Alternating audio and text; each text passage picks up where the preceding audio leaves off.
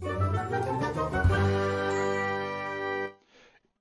you guys, it's Badger here. Today it's gonna be a really quick one. We have another headphone review here. So as you see, it is charged 100%. It has a display showing us that for each side of each one, and left and right one, and you're gonna open up here if you want to charge that. So that's pretty straightforward and easy. And then also in here, let's check that out. Dive right into it.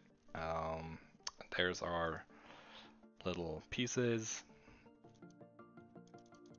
and as you see, it is kind of nice. They are reacting to touch as well.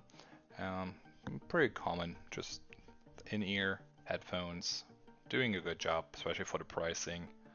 Um, Not the best that's out there for sure, but it takes care of your little needs and yeah, on your go. So until then, guys, my name is Badger. Take care, and I will see you around. Bye bye.